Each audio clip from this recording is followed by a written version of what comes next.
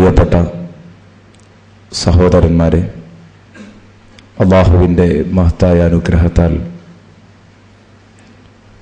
സൂറത്തുൽ വാഖിയ പരിസമാപ്തി കുറിക്കാൻ പോവുകയാണ്.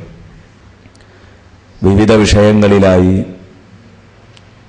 സൂറത്തുൽ വാഖിയയെ, അതിൻ്റെ വചനങ്ങളെ നാം അപഗ്രഥിക്കുകയായിരുന്നു. ഒന്നും മാനത്തേക്കു നോക്കിയുള്ള വ്യാഖ്യാനമല്ല. കഴിഞ്ഞകാല മുഫസ്സിറുകൾ, ഖുർആൻ വ്യാഖ്യാതാക്കൾ പറഞ്ഞതിൻ്റെ അടിസ്ഥാനത്തിൽ, അവർ എഴുതി വച്ച ആശയങ്ങളുടെ അടിസ്ഥാനത്തിൽ മഹാന്മാർ നമ്മെ പരിചയപ്പെടുത്തിയ സംഭവങ്ങളുടെ പശ്ചാത്തലങ്ങളിൽ നാം ഇതുവരെ സൂറത്തുൽ വാഖിയയിലെ ആയത്തുകളെ നോക്കിക്കണ്ടു. ഇനി ഇന്ന് പുതിയ ഒരു വിഷയമാണ് ചർച്ച ചെയ്യുന്നത്. എല്ലാം തന്ന റബ്ബിനോട് നന്ദി കെട്ട മനുഷ്യൻ. എല്ലാം തന്ന റബ്ബിനോട് നന്ദി കെട്ട മനുഷ്യൻ, ഇതാണ് ഇന്നത്തെ ചർച്ചാ വിഷയം. റബ്ബിനോട് നന്ദി കെട്ട ജനത. മനുഷ്യൻ പാടെ നന്ദി കെട്ടിരിക്കുന്നു. നന്ദികേടിൻ്റെ ചിത്രങ്ങളാണ് മനുഷ്യൻ്റെ വാക്കും പ്രവൃത്തിയും ചിന്തയും. ഓരോരുത്തരും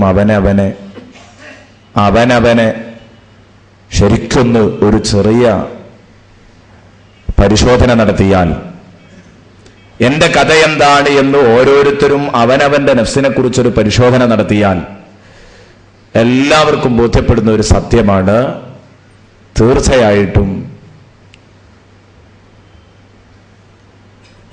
എല്ലാ നിലക്കും ഞാൻ പരാജയത്തിലാണുള്ളത് എന്ന് എല്ലാവർക്കും ബോധ്യപ്പെടുന്ന ഒരു കാര്യമാണ്. പരാജയത്തിലാണ് എന്ന് പറഞ്ഞാൽ അള്ളാഹുവിനോട് മനസ്സാ വാച കർമ്മണ എല്ലാ നിലക്കും പടച്ച റബ്ബിനോട് നന്ദി കെട്ട ഒരു ജനതയുടെ ചിത്രമാണ് നമ്മുടെ മുമ്പിൽ ഇന്ന് കാണാൻ കഴിയുന്നത്. അത് ഇൻഷാ അല്ലാഹ് ഈ സൂറത്തിലെ ആയത്തുകൾ ചർച്ചാ വിഷയമാക്കിയതിൻ്റെ ശേഷം നമുക്ക് പതുക്കെ ഇൻഷാ അല്ലാഹ് അതിലേക്ക് കയറി വരാം. സൂറത്തുകളിലെ ആയത്തുകൾ ഓരോന്നായി ചർച്ച ചെയ്തതിൻ്റെ ശേഷം ഫലൗലാ തഷ്കുറൂൻ എന്ന് പടച്ച റബ്ബ് ചോദിക്കുകയാണ്. നിങ്ങൾക്കെല്ലാം തന്നത് ഞാനാണ്, ഞാൻ തന്നതല്ലാതെ നിങ്ങളുടെ കയ്യിൽ ഒന്നുമില്ല, എന്നിട്ടും എന്തേ നിങ്ങൾ എന്നോട് നന്ദി കാണിക്കാത്തത് എന്നൊരു ചോദ്യം. അതിന് അല്ലാഹു ആദ്യം കുറേ കാര്യങ്ങൾ ഇങ്ങനെ സമർത്ഥിക്കുകയാണ്. ആദ്യം, നിങ്ങളെ സൃഷ്ടിച്ചത് ഞാനാണ്, നിങ്ങൾക്ക് ഭക്ഷണം തരുന്നത് ഞാനാണ്, നിങ്ങൾക്ക് വെള്ളം തരുന്നത് ഞാനാണ്, നിങ്ങൾക്ക് ഈ ഭക്ഷണവും വെള്ളവും ഒക്കെ പാചകം ചെയ്യാനുള്ള തീ നൽകിയത് ഞാനാണ്, എന്നിട്ടും എന്തേ നിങ്ങൾ പാഠം പഠിക്കാത്തത്? എന്നിട്ടും എന്തേ നിങ്ങൾ ഉൾക്കൊള്ളാൻ തയ്യാറാവാത്തത്? എന്നിട്ടും എന്തേ നിങ്ങൾ എന്നെ വിശ്വസിക്കാൻ തയ്യാറാവാത്തത്? എന്നിട്ടും എന്തേ നിങ്ങൾ എന്നോട് നന്ദി കാണിക്കാൻ തയ്യാറാവാത്തത്? ഈ ചോദ്യങ്ങളാണ് അല്ലാഹു തആല ഇതിലൂടെ ചോദിച്ചിട്ടുള്ളത്. അപ്പൊ ശരിക്കും നമുക്ക് ബോധ്യപ്പെടുന്ന ചോദ്യങ്ങളാണ് അല്ലാഹു തആല നടത്തുന്നത്. ഈ വിഷയവും കഴിഞ്ഞുപോയ ആയത്തുകളും തമ്മിലുള്ള ബന്ധം അതാദ്യം ഒന്ന് പറഞ്ഞ് ആ ആയത്തിലേക്ക് കടക്കലാണ് സുഖകരം. എന്തുകൊണ്ട്? പലപ്പോഴും ഖുർആനിലെ ആയത്തുകൾ, ഒരായത്ത് പ്രത്യേകിച്ച് സൂറത്തുൻ നിസാ പോലെയുള്ള അധ്യായങ്ങളൊക്കെ ഇങ്ങനെ ഓതുമ്പോൾ പലപ്പോഴും നമുക്ക് തോന്നിപ്പോകും, എന്താണിത് പരസ്പരം ഒരു ബന്ധം കൊടുക്കാത്തത് എന്ന് ചിലപ്പോഴൊക്കെ തോന്നിപ്പോയേക്കാം. പ്രഥമ ദൃഷ്ട്യാ അങ്ങനെ തോന്നിപ്പോയേക്കാം. സംഗതിയോ ഖുർആനിനോളം ബന്ധമുള്ള ഒരു ഗ്രന്ഥം, ഖുർആനിന്റെ ഒരായത്തു മറ്റൊരായത്തിനോട് തട്ടി നിൽക്കുന്നത്,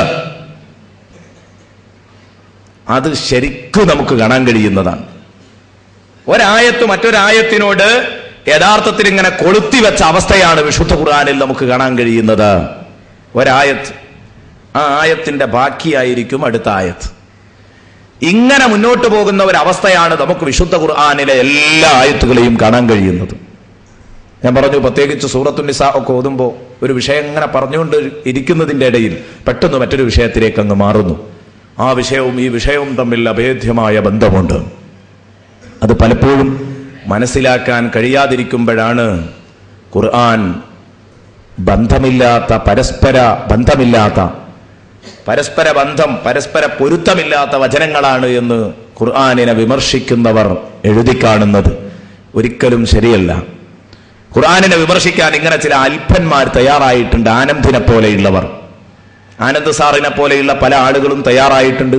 അവർക്ക് എന്താണ് ഒരു സാഹിത്യകാരന്റെ ഭാഷ എന്ന് മനസ്സിലാക്കാൻ സാധിക്കാത്തത് കൊണ്ടാണ്. ഖുർആനിനെ വായിക്കണമെങ്കിൽ ഖുർആനിന്റെ നിലവാരത്തിൽ നിന്ന് തന്നെ അതിനെ വായിച്ചെങ്കിലേ ഖുർആനിനെ മനസ്സിലാക്കാൻ കഴിയൂ. അത് വായിക്കാത്തത് കൊണ്ടാണ് യഥാർത്ഥത്തിൽ അവർ പരാജയപ്പെടുന്നത് എന്ന് നമുക്ക് മനസ്സിലാക്കാൻ കഴിയും. ആനന്ദ് ഇസ്ലാമിനെ സമർപ്പിക്കുന്നത്, ഇസ്ലാമിനെ പരിചയപ്പെടുത്തുന്നത് ഒരു വേട്ടക്കാരന്റെ പക്ഷത്താണ്. വേട്ടക്കാരനും വിരുന്നുകാരനും എന്ന് പറഞ്ഞ് അദ്ദേഹം പരിചയപ്പെടുത്തുന്നത് വിരുന്നുകാരനും വേട്ടക്കാരനും ഒരു വേട്ടക്കാരന്റെ പക്ഷത്താണ് അദ്ദേഹം ഇസ്ലാമിനെ പരിചയപ്പെടുത്തിയത്, ഖുർആനിനെ പരിചയപ്പെടുത്തിയതും. വേട്ടക്കാരന്റെ പക്ഷത്താണ് ഖുർആൻ എപ്പോഴും ഉള്ളത്. ഇരയുടെ പക്ഷത്ത് ഒരിക്കലും ഖുർആനിൽ നിൽക്കാൻ കഴിയുന്നില്ലെന്ന് അയാൾ പറഞ്ഞു. അയാൾ ഖുർആൻ വായിച്ചിട്ടില്ല, അതുകൊണ്ടാണ്. വായിച്ചിട്ടുണ്ടെങ്കിൽ അയാൾ വായിച്ചത് ആരോ എഴുതിയ പരിഭാഷകളാണ് അദ്ദേഹം വായിച്ചത്. അദ്ദേഹത്തിന് ഒരിക്കലും അറബി ഭാഷ തിരിയാത്തത് കൊണ്ടാണ് അദ്ദേഹം അത്രയും വലിയ അബദ്ധം പുലമ്പാനുള്ള കാരണം. മുഹമ്മദ് റസൂലുള്ളാഹി സ്വല്ലല്ലാഹു അലൈഹി വസല്ലമ തങ്ങൾക്ക് വിശുദ്ധ ഖുർആനിലൂടെ വ്യഭിചാരത്തെക്കുറിച്ച് കൂടുതലൊന്നും പറയാനില്ല, ചൂതാട്ടത്തെക്കുറിച്ച് കൂടുതലൊന്നും പറയാനില്ല, അഴിമതിയെക്കുറിച്ച് കൂടുതലൊന്നും പറയാനില്ല. മുഹമ്മദുൻ നബിക്ക് ഒരേ ഒരു കാര്യം ഖുർആനിലൂടെ പറയാനുള്ളൂ: എന്നെ വിശ്വസിക്കണം, എന്നെ അവിശ്വസിച്ചവർക്ക് നരകമാണ്. ഇതാണ് ഇയാൾ കാര്യമായിട്ടൊരു പരാതിയായി ഉന്നയിക്കുന്നത്. എന്നെ അവിശ്വസിച്ചവർക്ക് അവർക്ക് നരകം. വൈലു യൗമഇദിൻ ലിൽ മുകദ്ദിബീൻ. എപ്പോഴും ഇതാ എന്നെ വിശ്വസിക്കണം, എന്നെ വിശ്വസിക്കണം, എന്നെ വിശ്വസിക്കാഞ്ഞാൽ ഭയങ്കര അപകടമാണ്. അതാണ് ഞാൻ പറഞ്ഞത്. ഒരു വിഷയം അറിയാതെ ആ വിഷയത്തെ ഗണ്ണിക്കുമ്പോഴുള്ള അവസ്ഥയാണത്. ഖുർആനിനെ മനസ്സിലാക്കാൻ അയാൾക്ക് സാധിച്ചില്ല. ഖുർആൻ വ്യഭിചാരത്തിനെതിരെ പറഞ്ഞിട്ടില്ലേ? ഖുർആൻ അഴിമതിക്കെതിരെ പറഞ്ഞിട്ടില്ലേ? ഖുർആൻ ഇങ്ങനെയുള്ള ചൂതാട്ടത്തിനെതിരെ ഖുർആൻ പറഞ്ഞിട്ടില്ലേ? സാമ്പത്തിക ചൂഷണങ്ങളെ മുഴുവനും, അതുപോലെ തന്നെ സാമൂഹ്യ തിന്മകളെ മുഴുവനും എല്ലാറ്റിനെയും ഖുർആൻ സമീപിച്ചിട്ടുണ്ട്. ഒന്നും ഖുർആൻ വിട്ടുപോയിട്ടില്ല, എല്ലാം പറഞ്ഞിട്ടുണ്ട്. എത്ര ഡസൻ കണക്കിന് ആയത്തുകൾ ഈ വിഷയ സംബന്ധമായിട്ടൊക്കെ ഓതാൻ കഴിയും. പിന്നെ നബി സല്ലല്ലാഹു അലൈഹി വസല്ലമ തങ്ങളെയോ അള്ളാഹുവിനെയും വിശ്വസിക്കണം എന്ന് ഇടക്കിടക്ക് പറയുന്നത്, ഉൾക്കൊള്ളാൻ കഴിയാത്തത്, അത് യഥാർത്ഥത്തിൽ ആരാണ്? മുഹമ്മദ് മുസ്തഫ സല്ലല്ലാഹു അലൈഹി വസല്ലം എന്ന് മനസ്സിലാകാത്തത് കൊണ്ടാണ്. മുഹമ്മദ് നബി സല്ലല്ലാഹു അലൈഹി വസല്ലം നമ്മളെപ്പോലെ തിയറി പറയുന്ന ഒരാളല്ല. നബി എന്ത് പറയുന്നു അത് ജീവിതത്തിൽ പകർത്തി കാണിക്കുന്നയാളാണ്. നബി തങ്ങളെ വിശ്വസിക്കുക, നബി തങ്ങളെ അംഗീകരിക്കുക എന്ന് പറഞ്ഞാൽ ആ മനുഷ്യൻ ഒരു പരിശുദ്ധനാവുക എന്നാണ് അതിന്റെ അർത്ഥം. നബി സല്ലല്ലാഹു അലൈഹി വസല്ലമ തങ്ങളെ വിശ്വസിച്ചേ പറ്റൂ, വിശ്വസിക്കാതിരിക്കാൻ പറ്റില്ല. ലോകത്തെ സമുദ്ധരിക്കാൻ വേണ്ടി ഹബീബ് മുഹമ്മദ് മുസ്തഫ സല്ലല്ലാഹു അലൈഹി വസല്ലമ തങ്ങളെ അള്ളാഹു പറഞ്ഞയക്കുന്നുണ്ടെങ്കിൽ എല്ലാ ഗുണങ്ങളും, അതും ഓരോ കാലഘട്ടത്തിലേക്ക് അനുയോജ്യമായ പ്രവാചകന്മാരെ അയച്ചു. സർവ്വ കാലഘട്ടത്തേക്കും പറ്റുന്ന രൂപത്തിൽ, ഖിയാമത്ത് നാൾ വരെയുള്ള ജനങ്ങളെ നയിക്കാൻ പറ്റുന്ന രൂപത്തിൽ പൂർണ്ണ മനുഷ്യരായിട്ട്, സമ്പൂർണ്ണ മനുഷ്യരായിട്ടാണ് എല്ലാവരുടെ ഗുണങ്ങളും ഒത്തിണങ്ങിയ കഴിഞ്ഞുപോയ അമ്പിയാക്കളുടെ മുഴുവൻ ഗുണങ്ങളും, അത് മുഴുവൻ അല്ലാഹുവിന്റെ ഹബീബ് മുഹമ്മദുർ റസൂലുള്ളാഹി സ്വല്ലല്ലാഹു അലൈഹി വസല്ലമ തങ്ങൾ അവരിൽ ഒത്തിണങ്ങിയിട്ടുണ്ട്. ഫബിഹുദാഹു മുഖ്തദിഹ്.